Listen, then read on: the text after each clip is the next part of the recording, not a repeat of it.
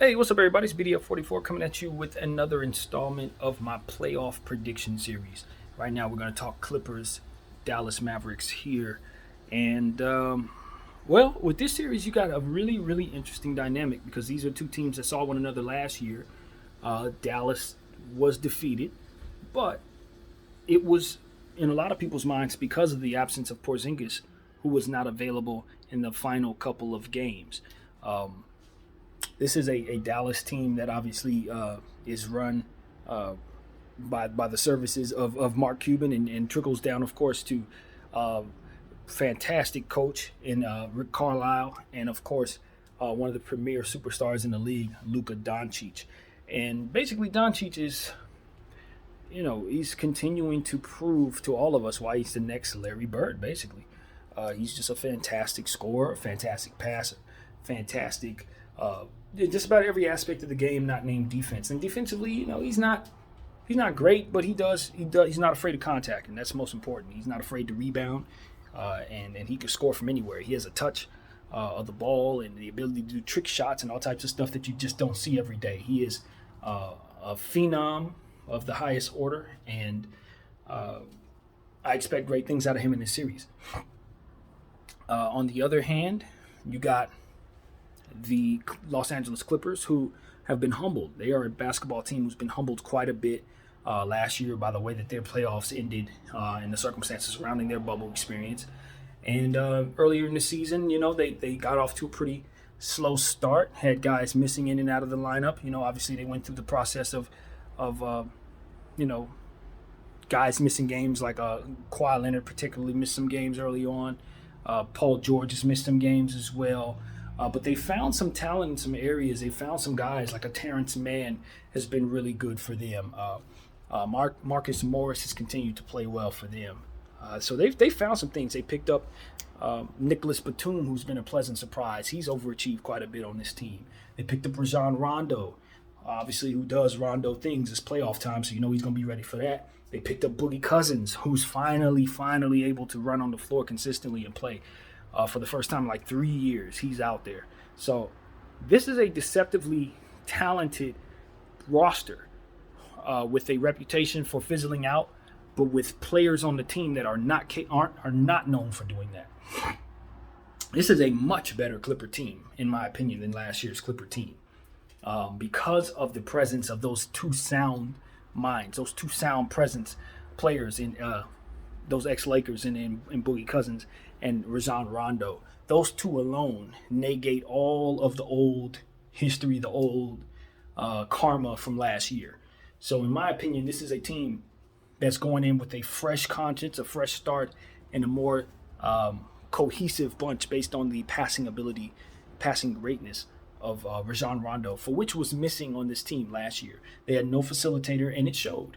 They had stretches at a time where they were not cohesive. They did not play well. They go on scoring droughts. They fall apart trying to play hero ball down the stretch of basketball games.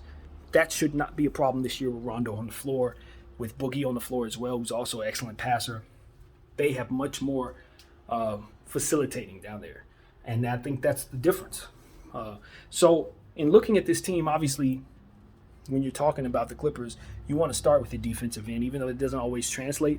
They do have Kawhi Leonard. They do have Paul George, and those guys are historically known for being defenders, fantastic defenders. So you would think that would translate to great defense, but that team doesn't play great defense. In theory, they underachieve in that area. So we'll see how they play in the playoffs. New coaching, obviously, they're dealing with Ty Lue now, who was their assistant coach last year, but he's going to be taking the realms, and this is somebody obviously who's won a championship, who's had success both as a player and a coach, and as his assistant coach for that matter. So we know what he can do.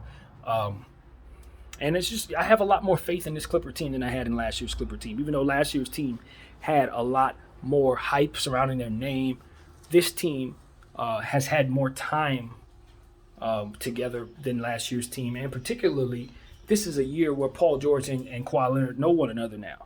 They're not getting a feel for one another. They're not trying to figure each other out. They're not unaware of one another's strengths and weaknesses. At this point, the cohesiveness that they were hoping to find with one another last year, they should have by now. So I think that works in the Clippers' favor as well. So all in all, I look at this Clipper team and I say, you know what? They have what they need to get far in the playoffs this year. They have what they need to get as far as they can. And I am pretty optimistic that they're going to have a much better show in the playoffs this year than they did last. I really am. I personally like the Clippers this year a lot more than I did last year. Now, I still think ultimately they're going to have some of the same problems based on the fact that they're just going to run into teams that may be a little better than them.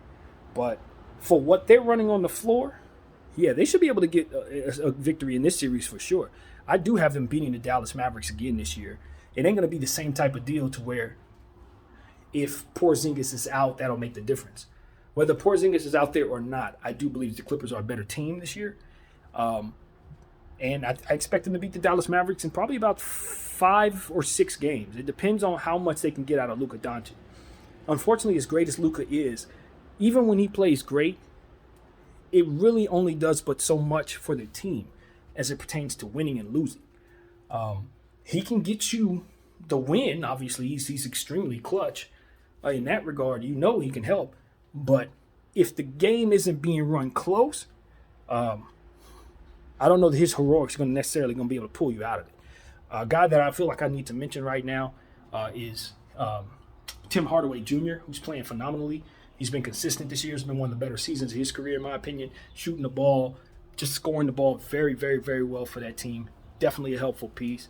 I'm looking at a guy like Josh Richardson for the Dallas Mavericks. He's going to have to play better. He's been a bit of a disappointment since leaving Miami in both Philadelphia and now in Dallas. I want to see him play better. He's a guy who had a lot of upside in Miami. And I haven't seen that since. So he's somebody I'm looking at saying, man, in this series, you're going to have to step up. This is a Josh Richardson series. You can't go for 5 and 10 points. You need to be Josh Richardson of Miami, old Josh Richardson immediately for them to have any shot at beating these Clippers. I look at a guy like Dorian Finney-Smith, who's had a breakout season. He's kind of a do-it-all guy, Swiss Army knife guy. Not going to give you a whole lot of everything. Not going to give you a whole lot of anything, but will give you a little bit of everything. And he's just getting better and better and better on the defensive end, rebounding the ball, things of that nature. Scoring the ball, he's starting to be able to stretch the floor a little bit. His three-point shooting is starting to improve. He's somebody you're also going to pay attention to on the Dallas Mavericks. So they have guys. Do not think that the Dallas Mavericks are lacking in talent. Talk about a guy like Brunson. Brunson is balling. He has become one of the more consistent guards in all of basketball because every single night you know for a fact he's going to give you double-digit points. Even if he's coming off the bench, he's going to give it to you. He's somebody that I think should be paid attention to in terms of this league going forward. He's one of those guys where if you need a scoring guard on your bench, he's definitely somebody to try to trade for sure. I think his upside is starting to increase. His game is starting to get better, and like I said, consistency is key with that player. He just continues to do it every single night. I really appreciate what I see out of him. So yeah, Dallas got guys, man. They got guys. You know, they did lose some shooting. Seth Curry's no longer there. You would love to have him still on the roster, but they brought in a little defense. So we'll see if it translates. You know, at the end of the day, I do have the Clippers winning the series. I got the Clippers winning this series. I think I said in 5. So I'm gonna go with this 5, maybe 6. I'll give them another game. You know, healthy Porzingis, healthy Luka Doncic. They can make the Clippers. They can make the Clippers squirm a little bit. So yeah, I'm gonna go Clippers in 6, and just leave it at that. You know, I can't say that I've watched these two teams enough to really give you any more than that. The center position is something I'm paying attention to for the Dallas Mavericks because I don't know exactly who they got down there. I got to take a look at that. I think they're still running Willie Cauley-Stein, if I'm not mistaken. So we'll see. I know they got some guys that like Dwight Powell is healthy. We know he can jump out the gym. He can create some problems. He's a vet that's reliable. And they also got another guy in there, a power forward down there. I can't think of his name, but he's a shooter. And he's come along very well. I wish his name would pop up in my head at random. But they got some guys over there in Dallas that can create some problems. And I think they can make a series out of this. I think they really can. I mean, I wouldn't be completely surprised if Dallas beat the Clippers because they gave them all they can handle last year. But I just look at the Clippers as a better team, and Rondo's not going to get fizzled out by Dallas. He used to play for Dallas. He's going to be wide awake for that. I think Rondo's going to make sure the Clippers win this series. So yeah, I got Clippers in 6, and yeah, thank you guys for watching. I'm out.